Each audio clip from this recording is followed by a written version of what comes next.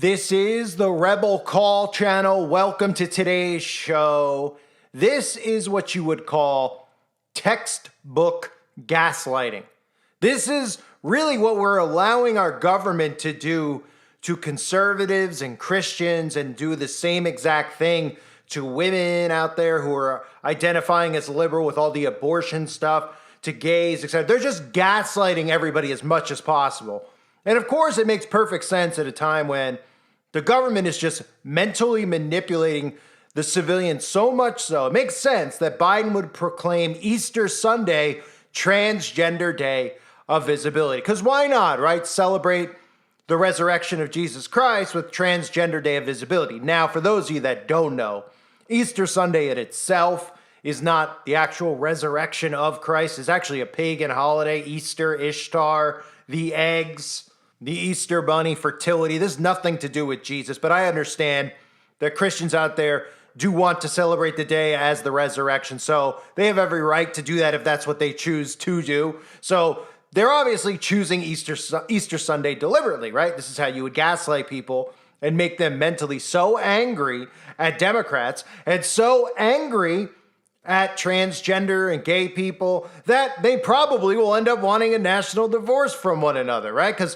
what they're trying to do is boil and brew this hatred for one another so much so that they could eventually lead people to where they want to lead them, to literally separate them by state based on religious belief and political affiliation. Again, that is dual communism. So why not pick Easter Sunday for Transgender Day of Visibility? I mean, what's next? Now, I know Christmas is really Saturnalia, but is Hershey's going to declare Christmas this year National Hershey Highway Day? I mean, would you be surprised? It is an American corporation, by the way. So the White House has announced Transgender Day of Visibility for March 31st, which this year falls on Easter Sunday. Quote, "Now, therefore, I, Joseph R. Biden Jr., President of the United States of America, by virtue of the authority vested in me by the Constitution and the laws of the United States, do hereby proclaim March 31st, 2024 as Transgender Day of Visibility," President Biden wrote in a Friday statement. "I call upon all Americans to join us in lifting up the lives and voices of transgender people throughout our nation and to work towards eliminating violence and discrimination based on gender identity." Right? So are we going to believe that he picked Easter Sunday at random? Well, of course not. But conservatives shouldn't be looking around saying, wait, what? He picked Easter Sunday for this? They should be saying, you know what? These people are manipulating all of us so much so that it's really becoming more than just irritating. It's becoming a problem in our day-to-day lives because, again, we could see and feel the results of all of the things they're doing. And this goes on both sides. This is Democrats, this is Republicans, right? This is gaslighting. I mean, it's reaching new levels. It's reaching levels of absurdity, right? So conservatives obviously know that he's deliberately doing it, quote unquote, to troll Christians, right? And of course, this is the same guy who claims to be Christian. And then, of course, you're going to have the lukewarm churches who are going to accept it. I mean, the whole thing is just a psychological operation. This right here, when I talk about psychological operations, this is how they work to a T, right? This is something that puts people in such an angry psychosis that these are the things that will affect them in the future when the government wants to come out and openly split into two, because they'll remember these things. They'll call upon these things and say, hey, you remember when they took Easter, which is supposed to be a Christian holiday, it was supposed to be about the resurrection of Christ, and they took that day and they literally told everybody out there that it was going to be a day to celebrate transgender people of all things. Now, the other thing we could look at, obviously, is how they really know how to agitate conservatives and Christians. And look, I fall into being a Christian, but I don't take the bait on these things because I understand what they're trying to do to people like us. Okay, and I also understand what they're trying to do to the other side too.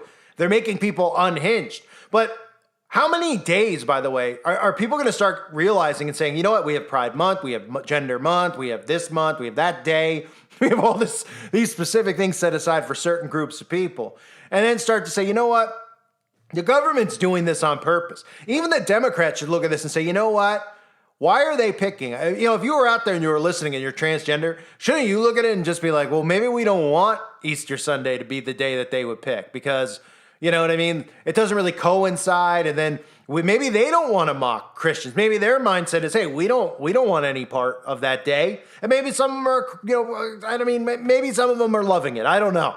But shouldn't they also look at it and say, hey, you know what? They're really trying to divide us. I mean, this is a perfect example that people should use and say, look, I don't know where any transgender people were calling on Easter Sunday. Were they?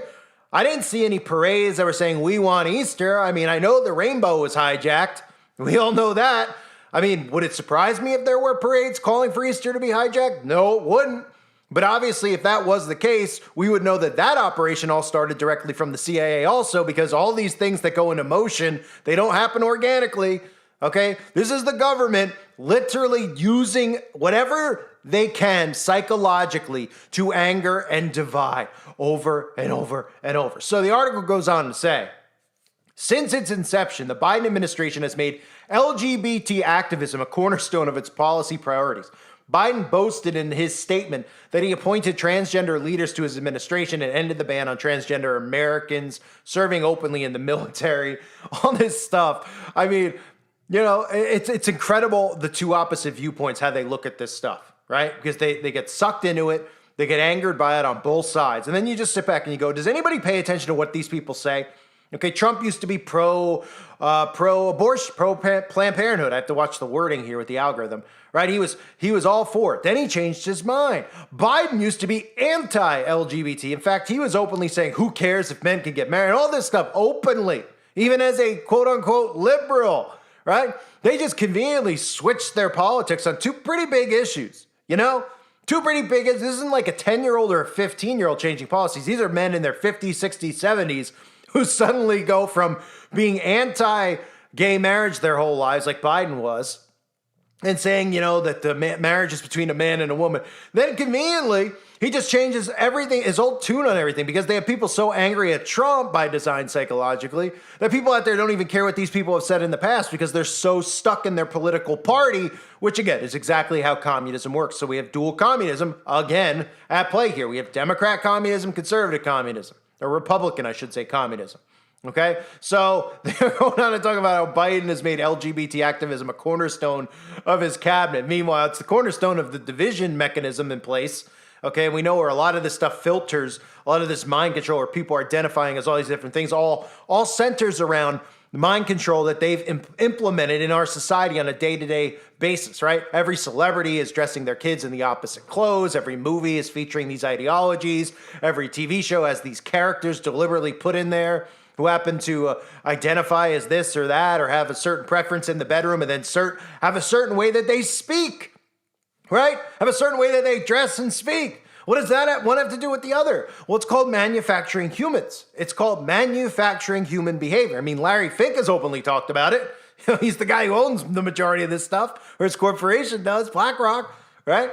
I mean, that's all that this stuff is. So the article goes on to say, in the past, some of Biden's transgender inclusive events at the White House have backfired. Transgender influencer was banned from the White House on Tuesday for posing topless at President Biden's Pride celebration over the weekend.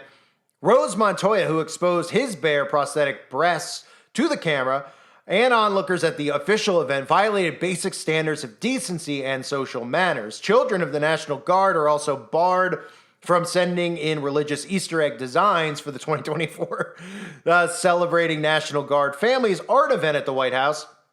And again, children of the National Guard are also barred from sending in religious Easter eggs, right? So there's another way to get, why aren't they allowed to send in religious Easter eggs? Meanwhile, you don't hear any of the cookie cutter Christians wondering what in the world an Easter egg or a bunny rabbit have to do with the resurrection of the King of Kings. But I mean, that's another story for another day. I've covered it many times about the origins of Easter, just like the origins of Valentine's. One of the last videos I was able to put up before, whatever happened a month ago. But I did a video about Baal and the heart and the origins of Valentine's. All of these holidays, originate around paganism, but really originate around Satanism. They're all really satanic. I mean, it's so, don't be offended by what they're doing, because they're doing it deliberately to gaslight you, okay? But people are like, well, now we're victims. Christians are victims. They're like, this isn't fair to us. This isn't this. Instead of just going, you know what? These people need to be removed from power. They need to be removed like yesterday. And all the Democrats out there we all need to get together, Republicans and Democrats, and just realize that they're doing this to us deliberately. And we need them to focus on, how we could, have better lives, make living more affordable, realize that all of this hatred and stuff is being brewed from them. They're creating all these fake false flag events where they're, saying it's a hate-related crime, this and that. They're doing all of it. They're doing all of it. I mean, there was a time period like recently where a Christian like myself, pretty much the majority of Christians don't agree with a certain lifestyle of other people, but nobody was condemning them to a prison. And the stuff going on now, it's all because people are getting gaslit so much on both sides that they want to, run each other off, and they literally don't want to live in the same state or same communities as one another. And it's all being done by these people. The same people are responsible, by the way, for making people think that they're born something that they're not, all through the manipulation of the mind, of course. So it says that the White House hosts many Easter traditions, including the Military Family Art Initiative and the Easter egg roll, whatever that is. Easter egg submissions must not include any questionable content, religious symbols, overtly religious themes, or partisan political statements. That's a quote from the White House, right? Children are also forbidden from making creations that include bigotry, racism, hatred, or harm against any group or individual, or promotes discrimination based on race, gender, religion, nationality, disability, sexual orientation, or age, right? So let me guess, an egg with a cross on it would be considered offended, even though the cross, the origins of that goes back to paganism as well. I mean, this is just a real easy way to gaslight conservatives. That's what it is. And that's exactly what they're doing. And, when you get gaslit, the thing that you have to remember psychologically is to do the opposite. Do not let it affect you. Do not let it anger you, right? We need to be working on the ground and getting people as civilians, as citizens, united, right? And start getting people to and just be like, look, you might identify as this person might. Let's just start at the basic common core of how we're living our day-to-day lives, right? Are you able to afford food? Are you able to afford gas? Is your rent too high? These are things that we could all, as a group agree on with what they're doing with prices. But instead, while they do all that stuff to bankrupt everybody and get rid of the middle class, everybody's angry and, putting their hands around one another's necks, so to speak, over all of these types of things, as if they're like, oh yeah, it's the Dems, are doing it. And then everybody just sticks with their party instead of saying, hey, as civilians, you know what? As civilians, like, why are we letting a government who's clearly not doing its job for the people? Why are we letting them play to our sensibilities, play to our emotions, whether it's making one certain group, making the Democrats, making the LGBT feel oppressed, and then on the other side, making conservatives and Christians feel like, they don't have free speech, and then, oh, you're not allowed to submit Easter eggs, even though it's pagan with religious symbols on it because it's hateful content. Instead of just going, you know what, screw you. Screw the definition of hate speech. Screw the definition of all this stuff, because what the reality of it is it's all been put in place by the government to eventually remove all speech that questions government and to remove all religions. And if you question this new world government, this new world, one world religion, well, of course, you'll be executed on the spot, because that's what it's going to lead to. So in the meantime, they're just trying to prepare everybody. Oh, this is a hate crime. Oh, that's a hate this. Well, you could label hate crime based on anything. If you're fat and somebody punches you in the face, is it a hate crime because you're fat? Apparently, this day and age, right? Somebody just attacks you now. Can't you just be like, he attacked me because I'm Christian. He attacked me because I'm a Buddhist. He attacked me because I'm Jewish. He attacked me because I'm gay. Oh, okay. So everything is now a hate crime, right? Exactly. The civilians need to figure this out quick, because they are working you so much. So it's way too obvious at this point. That's what's scariest about it. Like, if you're seeing a story like this and you're not just going, jeez, are you joking with me? Right? And just going, wow, they really are, doing everything they can to divide the two parties so much so that they can't live amongst each other anymore. Because that's ultimately what it's about. And that's ultimately like this narrative of the national divorce is problem, reaction, solution. It's not the solution that we need or want.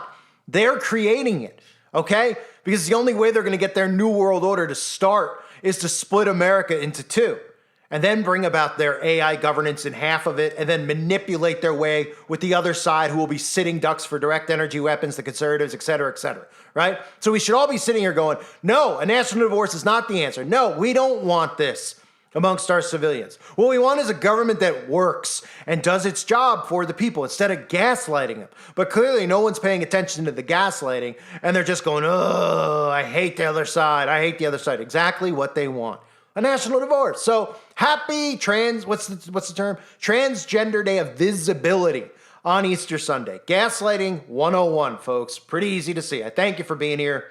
Hope you're all doing well. Let me know what you think in the comment section below. God bless all of you as always and your families.